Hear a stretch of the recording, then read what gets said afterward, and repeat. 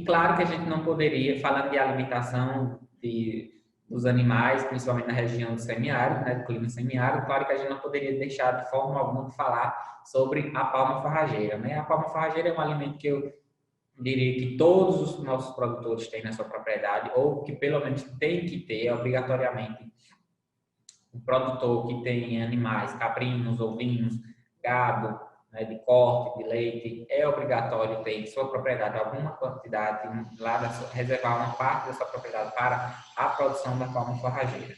Né? É impossível estar produzindo no semiárido sem você ter essa forragem, né? Então, todos sabemos que a palma forrageira, né, ela é muito adaptada às condições da nossa região, do clima semiárido, né, brasileiro, nordeste brasileiro, né? A palma ela suporta um período de estiagem, esse período de estiagem que a gente passa todo ano, né? E a distribuição irregular das chuvas comuns, né, aqui na nossa região. Então, assim, a palma ela tem características muito importantes para o semiárido, que é um alimento suculento, que tem muito rico em água, né, mucilagem, então, e também tem os significativos de minerais. Então, como nós estamos numa região que, durante o período do ano, nós temos pouca água, disponibilidade de água para os animais, então, quando esse animal ele consome um alimento rico em água como a palma, consequentemente, ele também vai diminuir o consumo de água. Então, a gente, além de estar dando um alimento, a gente também está dando água para os animais. Então, também ricas em alguns teores de minerais, né, como o cálcio, o potássio, o magnésio, né, além da quantidade de água. Então, por conta dessa grande quantidade de água em sua composição, né, a palma ela é recomendada que seja disponibilizada aos animais junto com outros alimentos para evitar para o enriquecimento proteico até, né, porque a palma ela não tem proteína, para o enriquecimento proteico e também para evitar a ocorrência de diarreias, né, já que tem muita quantidade de água. Então, disponibiliza com feno, volumoso, né, disponibiliza com a silagem, em concentrados, se for o caso, um feno de leguminosas, então uma palha de milho, né, então sempre tem que ter algum outro material para estar disponibilizando junto com a palma. Ou se seus animais estiverem pastejando, estiverem soltos no pasto, se alimentando de algum pasto seco, de algum capim seco, alguma graminha seca, né? Então, também não precisa estar, na hora do posto, estar disponibilizando outro material, já que ele está durante o dia comendo esse material, esse outro volumoso, né? Seco. Então, como tem a observação, né, eu já falei, disponibilizar para os animais até 50% da dieta, né? Complementando com outros alimentos, né? Por exemplo, um concentrado proteico para melhorar a proteína, a silagem, feno, né? Ou bancos de proteínas, por exemplo. Só voltando aqui, pessoal, nós também produzimos algumas cartilhas e está no site da Arcas, né, lá na parte de biblioteca, no site da Arcas, e lá tem uma nota técnica, uma cartilha explicando passo a passo de como plantar, como fazer o plantio adensado da palma forrageira, né? Então tem todos os espaçamentos, a forma de adubação, a escolha da raquete, a desidratação da raquete, a cicatrização, então tem todos os passo a passo, desde o preparo do solo até a colheita, tá bom? Então, acesse nosso site, confira lá esse material e coloque em prática. Então, outra planta, né, outra alternativa de forragem para o semiárido, né, a melancia de cavalo, melancia forrageira, como muita gente conhece, né? Melancia de porco também. Então, é uma planta que se adapta muito bem também à nossa região, né, às condições semiáridas do Nordeste brasileiro. Seus frutos, eles possuem cerca de 90% de água, então assim como a palma, é muito importante aqui no semiárido, já que nós não temos grande disponibilidade de água durante esse período do ano, então a gente disponibilizando a melancia forrageira, a gente também está disponibilizando, além do alimento, a gente também está disponibilizando água, consequentemente vai reduzir o consumo de água desses animais. Então, mais ou menos, os estudos mostram que ela possui mais ou menos 9,5% de proteína na matéria seca, né? E é interessante que ela produz muito e a gente consegue armazenar ela de forma fácil, né? A estocagem, ela pode ser feita no armazenamento, ela pode ser feita no próprio campo, deixa lá, ela aguenta sol, aguenta a temperatura, pode deixar durante um período de tempo. Claro que não vai passar lá 2, 3, 4 anos, mas ela aguenta muito tempo lá no lá na roça mesmo, no roçado, né, no campo. E a maneira mais prática e barata de conservação dos seus frutos, né, ou em depósitos cobertos também, se vocês têm uma área, pode estar trazendo para um depósito, né, e estar armazenando, guardando nesses locais, né, que tem uma boa ventilação, livre também de umidade para não ocasionar apodrecimento. Você só tem que ter cuidado para não ocasionar ferimentos nelas. Se bater uma enxada, bater um pau, se pega ela e joga de qualquer jeito, então ocasionou algum ferimento, então ali vai se proliferar alguns fungos e aí vai apodrecer. Você vai perder esse material. Né? Então tem que ter esse cuidado. Né? Então os frutos eles devem ser fornecidos, né? Pode ser triturados, picados, né? E a sua utilização deve ser complementar também ao fornecimento de outros alimentos com maior concentração de matéria seca, né? Então, com outros volumosos, com a silagem, com feno, com uma pastagem seca, né? Então, nunca também dá só a melancia de cavalo. E outro alimento muito importante, que eu diria que é muito importante, que nós temos muito aqui na nossa região, no nosso território semiárido Nordeste 2, né, que é a mandioca. Tanto a mandioca brava para a confecção da farinha, né, do beiju, da tapioca, quanto também o aipim, a macaxeira, né? Então nós temos muito. Né? Então, para a alimentação animal, né, o produtor ele deve se o produtor for utilizar a mandioca na alimentação animal, ele deve observar as características dessas duas mandiocas, né? Que nós temos a mandioca brava, que é a de fazer farinha, de fazer a tapioca, e temos o aipim, a macaxeira, que é a mandioca de mesa, né? Algumas pessoas falam, né? Que a gente come no dia a dia. É utilizado na alimentação dos seres humanos. Esse não tem problema nenhum de utilizar para os animais.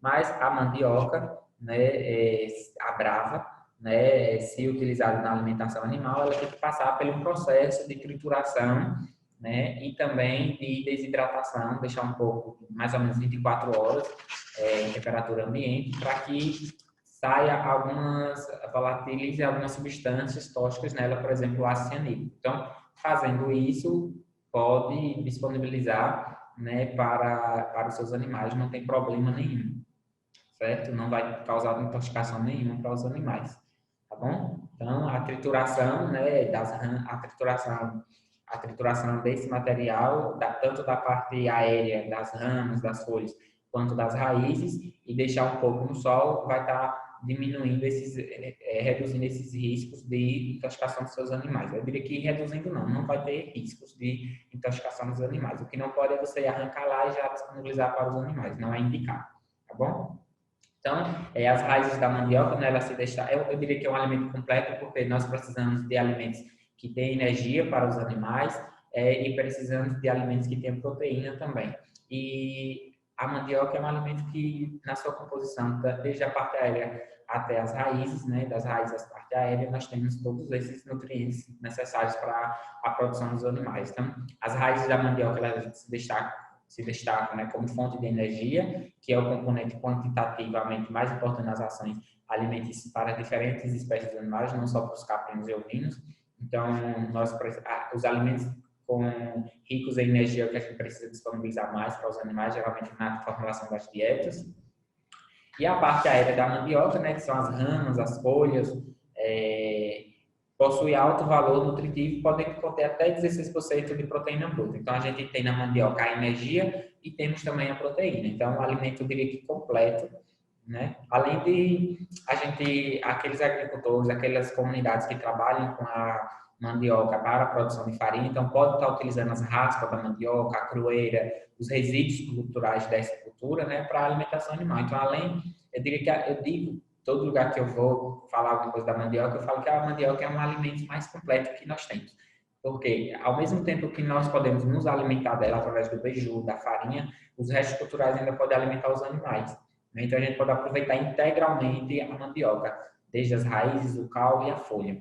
Tá? E ainda os restos culturais, né, lá tanto no roçado quanto da agroindústria, né, da casa de farinha, da unidade de beneficiamento de farinha, ali aproveitar a manipoeira para os animais, aproveitar as cascas, a crueira, certo? Então não desperdicem mais, a partir de hoje não desperdicem mais esse alimento tão importante. E aí, pessoal, além dessas culturas, né, que podemos considerar umas culturas agrícolas, a gente também pode estar utilizando, aproveitar muito os restos culturais. Nós desperdiçamos muito os restos culturais, né? Deixamos lá, coleta o fruto, coleta a raiz da mandioca, deixa lá as folhas, o caule no roçado. Tudo bem que ali já vai servir como adubação, né? Mas ainda também tem muita gente que amontoa, queima ou joga fora. Mas nós temos que deixar essa prática de lado, né? E aproveitar as oportunidades que esses alimentos nos possibilitam. Por exemplo, os restos culturais, né, agrícola, eles também são alternativas de alimento para os caprinos e ovinos, para os porcos, para as galinhas, para os bovinos, né? Então, nessa linha de raciocínio, dependendo da disponibilidade que o produtor tenha desse alimento, pode ser utilizado os restos culturais de hortaliças também, ricos em minerais, raízes, tubérculos, né? Como a rama da batata doce, a gente aproveita muito pouco, raspas da mandioca, os restos culturais de frutíferas, por exemplo, o caju, como vocês estão vendo aí. A gente sabe que aqui no nosso território, por exemplo, território semiárido Nordeste 2, há uma grande quantidade de propriedades, né, de unidades produtivas rurais, que inclusive as que nós trabalhamos pelo projeto Bahia Produtiva, que produzem bastante caju. No entanto, é com o propósito de comercializar a castanha, né, a amêndoa. Inclusive, a cajucultura, né, ela é uma cadeia produtiva que está sendo apoiada aqui no território pelo projeto Bahia Produtiva, tanto na questão do beneficiamento da polpa, quanto da comercialização também da castanha. Então, assim, no entanto, o seu subproduto, né, o pedúnculo, que não é muito valorizado, eu diria que não é valorizado, né? E aí, na maioria das vezes, é jogado fora, deixa lá embaixo do cajueiro mesmo. E aí a gente precisa mudar essa cultura, né? É um pouco isso. O produtor, ele aproveitar melhor, tem que aproveitar melhor e utilizar o pedúnculo na alimentação dos animais, né? Até porque o pedúnculo, ele apresenta um bom valor nutricional. Esse subproduto é um alimento energético, rico em fibras, né? Tem um teor mais ou menos de 13 a 15% de proteína bruta, né? Então, o pedúnculo do caju pode sim ser uma alternativa de alimento para os animais, né? No semiárido, principalmente. Então, onde a produção do caju é grande, né? Inclusive aqui no nosso território semiárido Nordeste 2. Então, se você está numa comunidade que tem bastante quantidade de produção de caju para a comercialização da castanha, não utilize essa polpa do caju para beneficiar, fazer um doce, fazer uma geleia, fazer, né, algo desse tipo.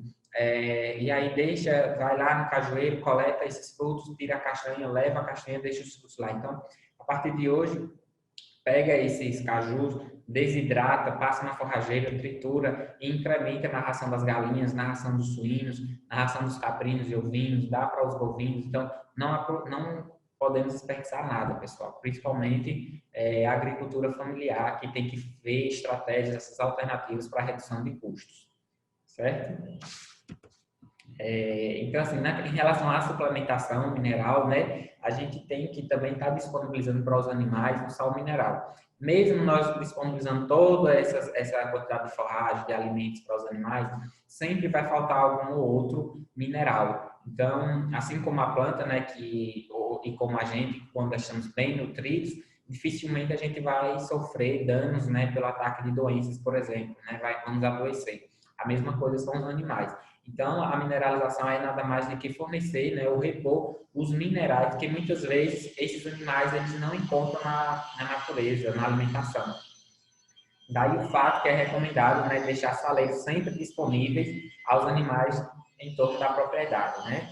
E aí quando eles sentirem a necessidade, e aí eles sabem a quantidade necessária a ser consumida. Então muita gente tem o costume de colocar o sal mineral misturado lá com milho, com farelo de soja, com a palma. Não é interessante, porque Porque às vezes aquele animal não está com a necessidade daqueles minerais. Então você está desperdiçando dinheiro, está suplementando o animal a mais do que ele precisava, né? Então, quando a gente coloca os salérios e deixa disponíveis para os animais, eles sentindo a necessidade de que precisam e eles também sabem a quantidade que eles precisam, eles vão lá e consomem o sal, certo? Então é interessante que vocês introduzam o sal mineral na alimentação, junto com a alimentação dos animais, né? Misturado na palma, na silagem, por exemplo. Tá? Deixa lá no cantinho da propriedade disponível, que pode deixar que, se ele sentir a necessidade, ele vai lá consumir aquele sal. E ele também sabe a quantidade que ele precisa.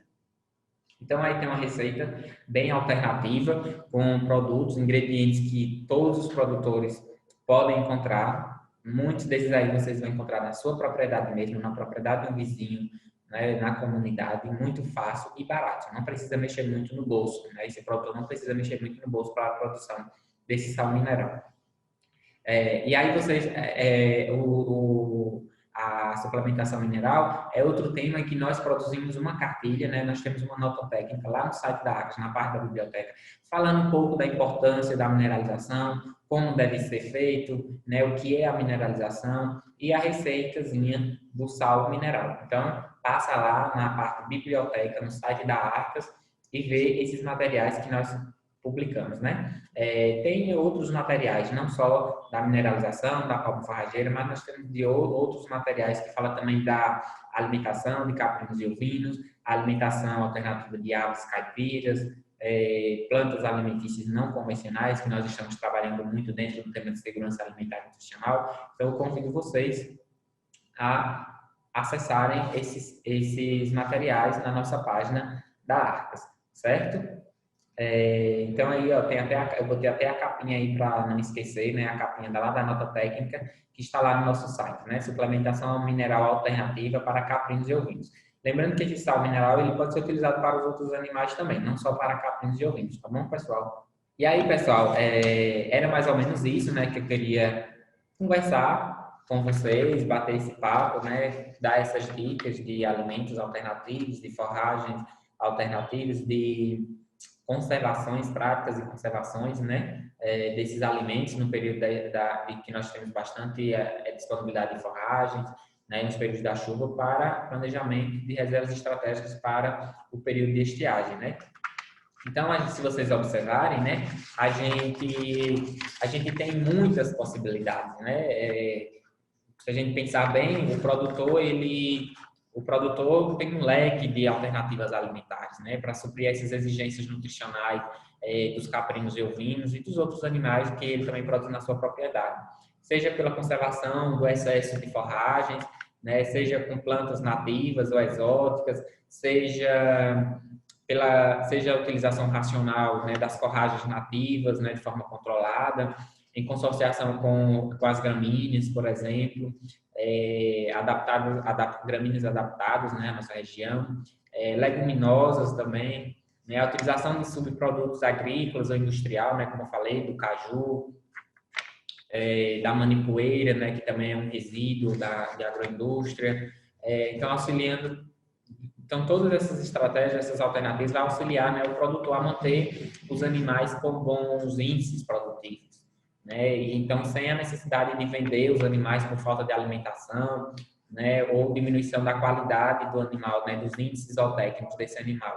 Então, basta o produtor, né, fazer um planejamento em relação à produção, à conservação, né, como eu falei muito aqui, o armazenamento de reservas estratégicas, né, no período de abundância, né, como nas épocas de chuvas, para o período de escassez de alimentos que ocorre no período de estiagem, né? Que todos nós sabemos que todo ano nós temos esses dois períodos, né? Um período em que nós temos bastante quantidade de chuva e aí, consequentemente, bastante quantidade de forragens, né?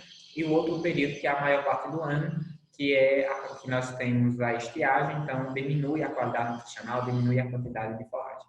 Então, pessoal, era isso. Se vocês tiverem alguma dúvida, algo que vocês queiram, alguma ajuda que vocês queiram na implementação de alguma dessas práticas, né, a Arcas está à disposição, nossa equipe do Projeto Bahia Produtiva está à disposição de todos vocês, agricultores familiares, principalmente dos beneficiários do Projeto Bahia Produtiva e os agentes comunitários rurais e de apicultura que trabalham nesses empreendimentos para estar auxiliando esse pessoal, né? Então, muito obrigado. Lembrem de acessar o nosso site para acessar algumas cartilhas, algumas notas técnicas, né? Algumas orientações técnicas em relação a essas cadeias produtivas. Também acessar a nossa página do YouTube e Facebook da Arcas para estar acessando essas videoaulas, tá certo? Então, até mais, né? Em breve voltaremos com mais videoaulas. Até a Distância é uma adaptação das atividades de assistência técnica e extensão rural do Bahia Produtiva, projeto do Governo do Estado da Bahia, por meio da Secretaria de Desenvolvimento Rural do Estado da Bahia, executado pela CAR, Companhia de Desenvolvimento e Ação Regional, com recursos provenientes de acordo de empréstimo com o Banco Mundial.